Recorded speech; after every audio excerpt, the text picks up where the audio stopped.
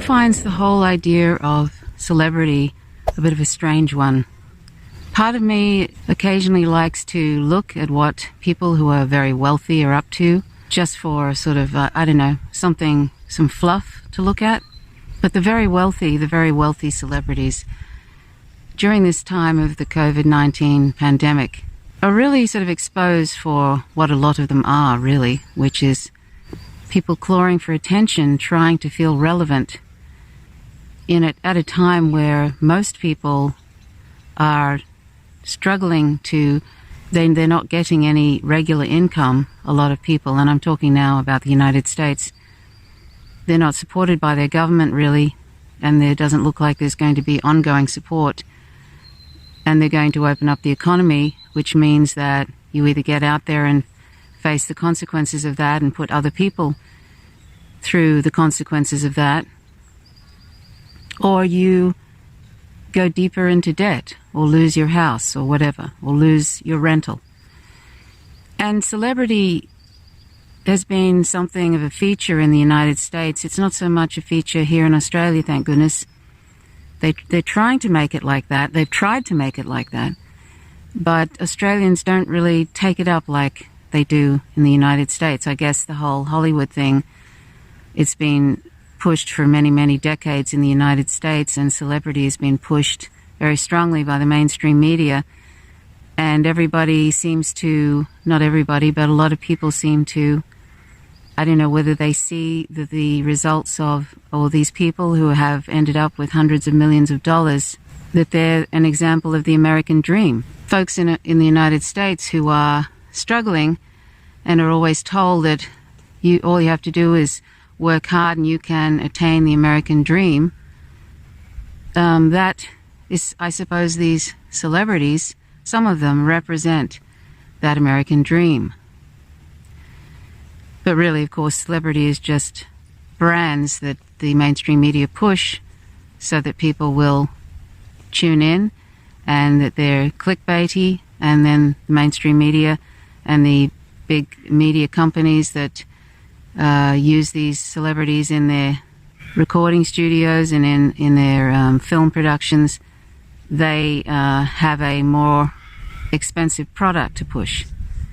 But this American dream of striving for things, and then that's all you have to do, and then you'll be successful, and then if you're not successful, if you're poor or whatever, that it's because you haven't been striving for this dream, you haven't been working hard. That's something that certain politicians push, and that capitalism pushes, those that prop up capitalism, the capitalist class, the mainstream media, people like Oprah Winfrey, and all that kind of thing.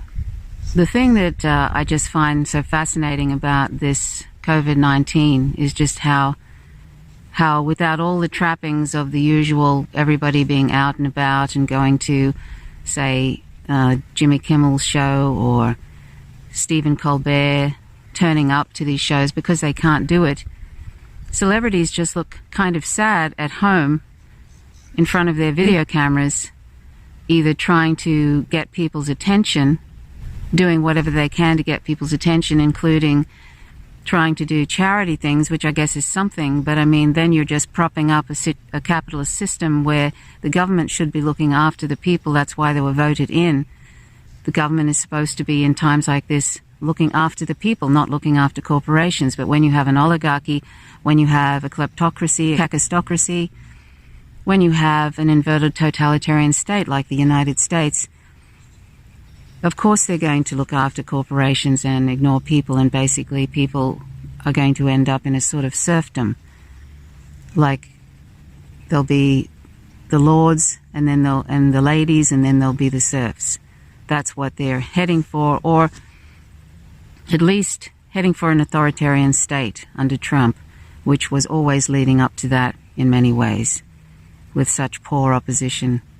What am I saying here? Basically, I'm saying that celebrity, and I'm talking about very rich celebrities in particular, is designed to be some sort of conduit, in a way, for people to think that they can be like that, be famous and be very wealthy.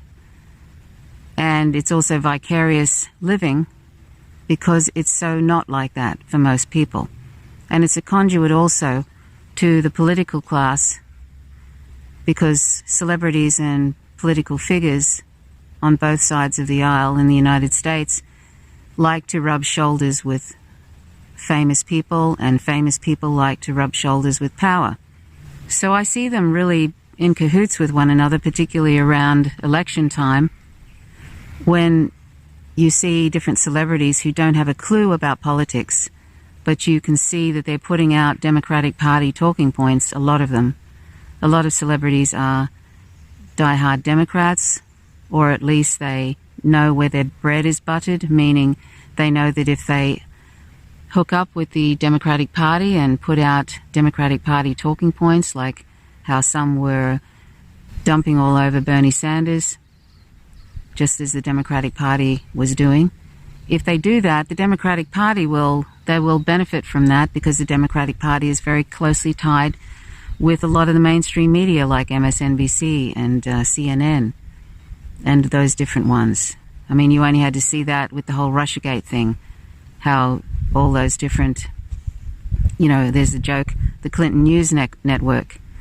You only have to see how they were relentlessly going after Trump with this whole Russiagate thing, even though the DNC had selected CrowdStrike to investigate in quotes, the whole Russiagate thing, and it turns out now that CrowdStrike is saying they can't really be sure there was any connection with Russia with those Podesta emails, with basically the leaks, which they say was a hack. That's something recent that came up with the Grey Zone. So anyway, celebrities are part of this machine, this capitalist class machine, this death machine, getting people basically, in some ways, almost patronizing people, but sort of these things like David Dobrik firing money out of a cannon. I think it was something like that. He's a YouTube guy, a wealthy guy. This is a joke actually was made by Tim Dillon, who said, this is where we're up to now in the United States. We have very, very wealthy YouTube celebrities firing money out of a cannon to poor people in Los Angeles. We have Cardi B giving away $1,000 a day for 40 days. That's sort of nice of her, but she's sort of obscenely wealthy, even though I'd have to say she's probably the only celebrity I've seen who's actually not been promoting whatever the Democratic Party wants. She's actually been promoting Bernie Sanders, although he's turned out to be what I expected he would be. But at least she was for the different policies, the domestic policies at least, of Bernie Sanders, which were good policies, a lot of them. If only he'd followed through and actually had a commitment to revolution. And Cardi B is incredibly wealthy, and on her Instagram she's showing people around her incredibly opulent house. And then a lot of celebrities tend to, when these crisis times come around, instead of challenging the system, a system which actually supports them, so why would you challenge that system? But those who purport to want, everybody, they say we're all in the same boat kind of thing, never ever challenge the way things are run. They never ever challenge the Democratic Party, those in the Democratic Party. In fact, a lot of them are so clueless. Like Kathy Griffin is incredibly clueless. She was actually dumping on Bernie Sanders. Kathy Griffin, the comedian. Rosie O'Donnell, who during the times of George Bush in the early 2000s was speaking out very, very strongly against war, but apparently it's only the wars that the Republican Party are pushing and engaging in. When the Democratic Party gets in, she's not interested. She doesn't say anything. In fact, it's gone further than that. She doesn't say anything, even now that Trump is in, she doesn't say anything about the wars that he's continuing on or escalating. So it's even worse for someone like her. These are supposedly comedians. Comedians are supposed to be like George Carlin and Bill Hicks, actually calling out and being upfront, but instead they're propping up the capitalist class. They're propping up the political system, which keeps people in poverty, which increases social inequality, the systemic racism, and they also prop up this non-profit, I think it's called non-profit industrial complex, which is a whole bunch of all these non-profits or not-for-profits who are taking up the slack of government. Government is quite happy to let all these different corporations that actually end up taking your money and donations and then spending a lot of that money on themselves, as in wages and this and that. And then they throw a bit to the cause they're supposed to be representing. This is quite a few of them. That's what celebrities are propping up, because they're always going, I'm partnering with this particular charity during this COVID-19 pandemic, and I want to, do this, help this group. Now, in a time where it's desperate, that's in some ways that's good, because at least they're doing some relief. But they should be talking about social inequality and those that are creating that, help creating that, and that being the US Democratic Party and the GOP. And they shouldn't be just trying to put little tiny band-aids over a big gaping wound. But the reason they're doing that is because they are part of this system, this death machine capitalist, disaster capitalism system. They're part of it. Very wealthy celebrities, even the ones who say that they care about everyday people and that they see themselves as one of the people, please. Even they will. Why did they have a problem with the policies of Bernie Sanders? They didn't even critique Bernie Sanders. They would just say, I don't like him. I don't like him. What does that mean? What it means is they feel like if Bernie Sanders got in, if he got in, which is a big stretch, but if he got in, that he might affect their bottom line. He may reduce their profits in some ways, and they won't be getting more hundreds of millions and all of that. That somehow they'll be impacted. I don't think that would have happened if Sanders got in. There's just too much. It's just all too corrupt. But that they saw him as a threat to them and their wealth. That's what was underneath that. So all these celebrities that were getting their talking points from the Democratic Party because they're all in cahoots with each other, they are frightened of anyone who is remotely progressive that might reduce their profits. And they help prop up this failing system that is on life support. Capitalism is on life support right now. They prop it up by promoting charities that are doing the work of government. And those charities are also a problem in themselves. Often they in themselves are ignoring the social inequality, how that is occurring. They don't call out the system. They just go along with it. And this is a widespread problem today. Also, any charity group that receives money from the government in any way or receives money from interest groups will be towing the line and won't be challenging things because they don't want to lose their funding.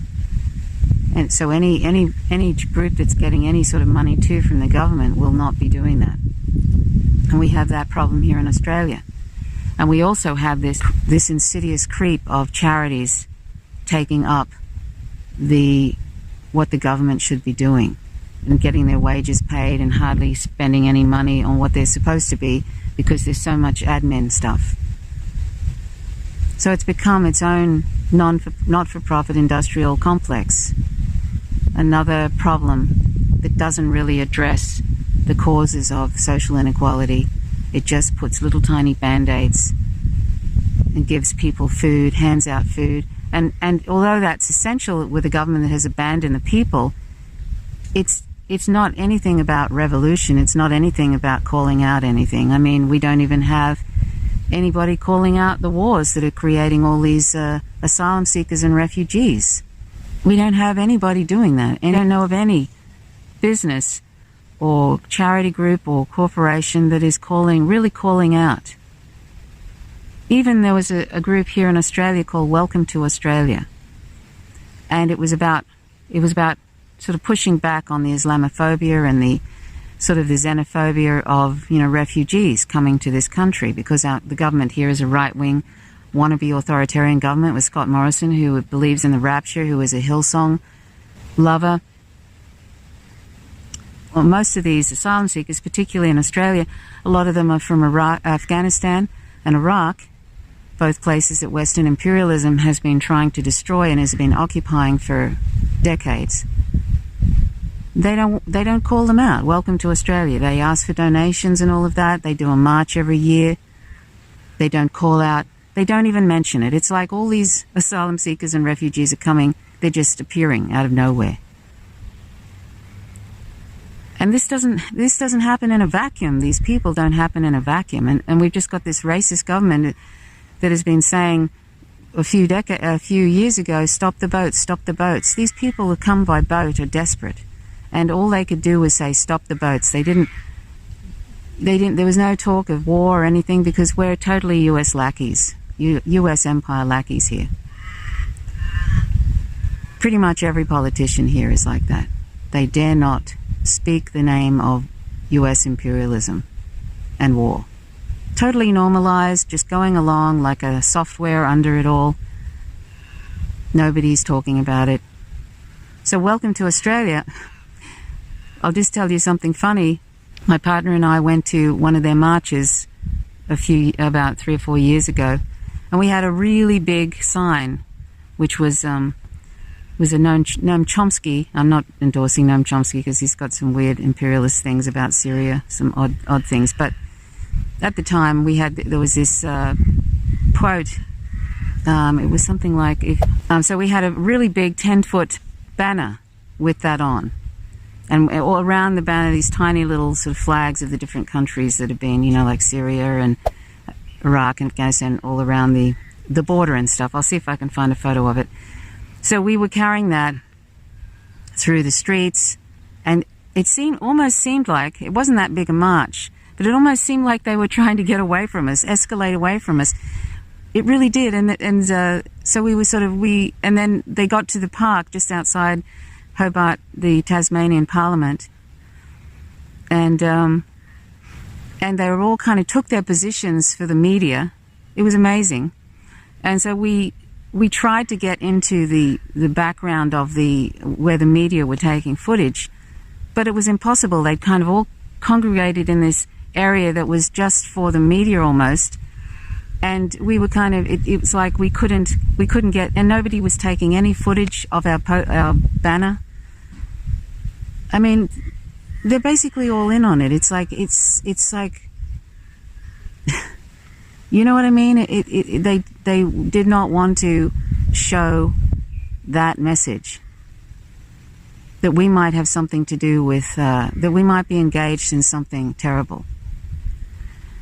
And on Anzac Day, at the end of April every year, people act as if there's no war happening now, and that the only wars that happened were the World War I and World War II. And they kind of use that to sort of like glorify soldiers and glorify, you know, this camaraderie, this mateship thing, that we have, the whole Anzac thing. They basically use it as a promotional thing for the military, even though a lot of those people in World War I just died for no good reason, and in awful ways, including lots of horses. And they even had an awful I'm sort of getting off the track of celebrity, but I thought I would talk about this because this is all part of the sort of the cover-up, really, of what's going on. The cover-up of how bad government is and how social inequality is. Nobody looks at the causes. No one looks at the causes for why there's so many refugees and asylum seekers. And a lot of it is to do with disaster capitalism, which is inextricably linked with imperialism and these Western imperialist wars. And so welcome to Australia. is afraid of anybody who is talking about war. They don't even mention it on their website. And so we just stopped going to their silly marches, because to me, anyone who's not is not addressing the cause, it's part of this cover-up. It's part of the BS. I mean, how can you have a Welcome to Australia march and not be addressing imperialism when it's about asylum seekers and welcoming asylum seekers? How on earth can you? It's ridiculous. It's like when animal groups pretend like corporations and animal agriculture, the businesses, are responsible for the torture and killing of animals, when it's actually we who are not vegan who are creating demand for those animal products, which in turn creates demand for those businesses, and they just supply us with animal products. They're not responsible for the animal use and for those animal products and all of that goes with it. Their economically efficient, awful, torturous ways they use animals. We are responsible for that if we're not vegan. So when I see things like Welcome to Australia, but just ignoring Western imperialism, all I do is just shake my head and just think, wow, it is so messed up that here in Australia and in the US, a lot of people just like to pretend like, these asylum seekers and these refugees, they just come from incompetent countries. They don't know how to look after themselves. And they do this almost white man's burden sort of thing. We'll look after you, and charities will look after you, as if they're incapable of managing their lives themselves, when really we've destroyed their countries or are in the process of destroying the countries, including what the West did to Mexico with NATO, with NAFTA and all of that.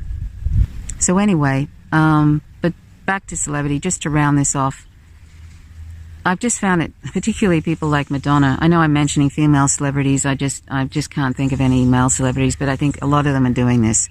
I'm just thinking of wealthy celebrities like Madonna, who's been doing these weird little videos, quarantine videos on her Instagram, and they're just so sad.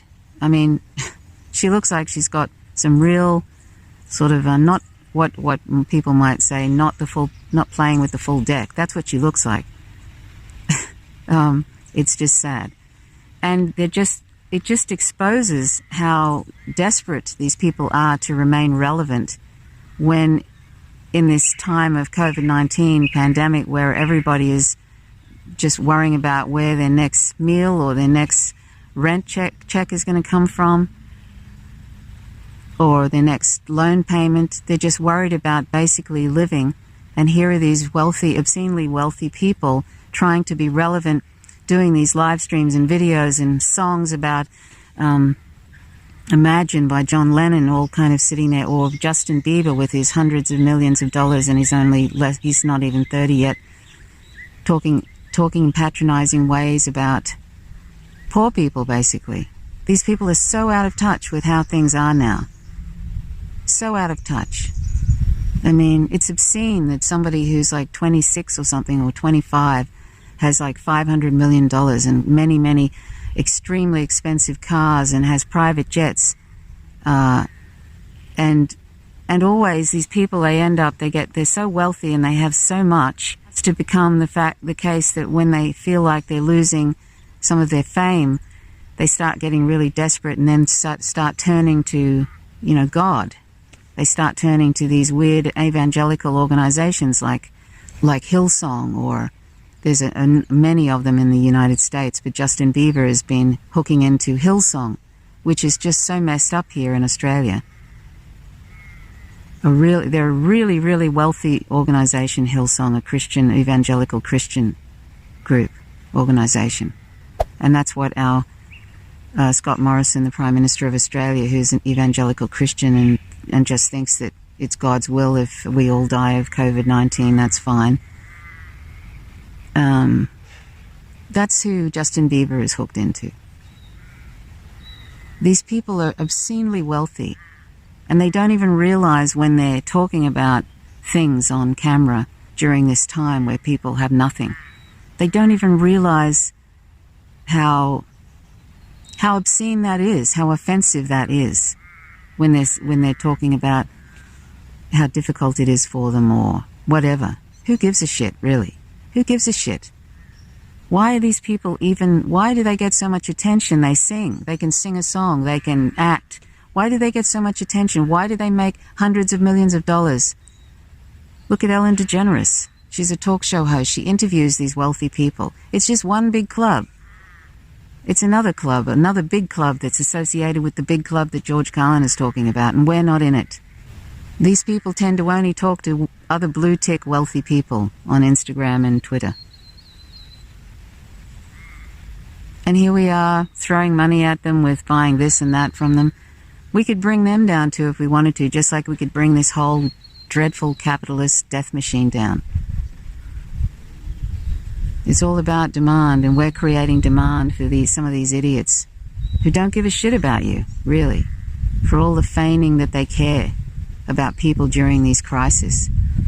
If they really cared about people, they would be doing something like addressing the systems that's creating this dreadful social inequality and poverty and systemic racism. They'd be addressing that.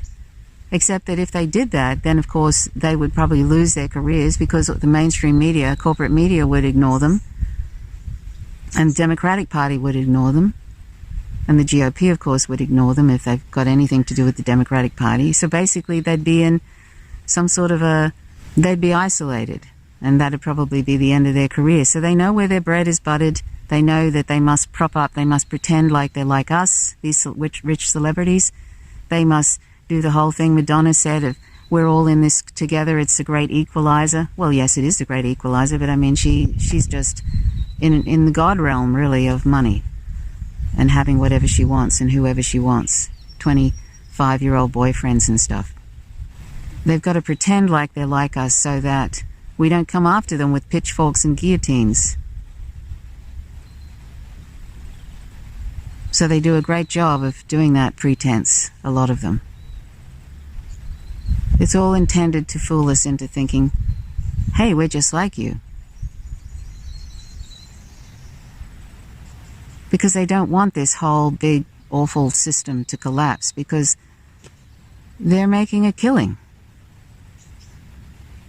Taylor Swift, I don't have a problem particularly with any of these people, really. But I mean, Taylor Swift has sold one of her private planes. One of them.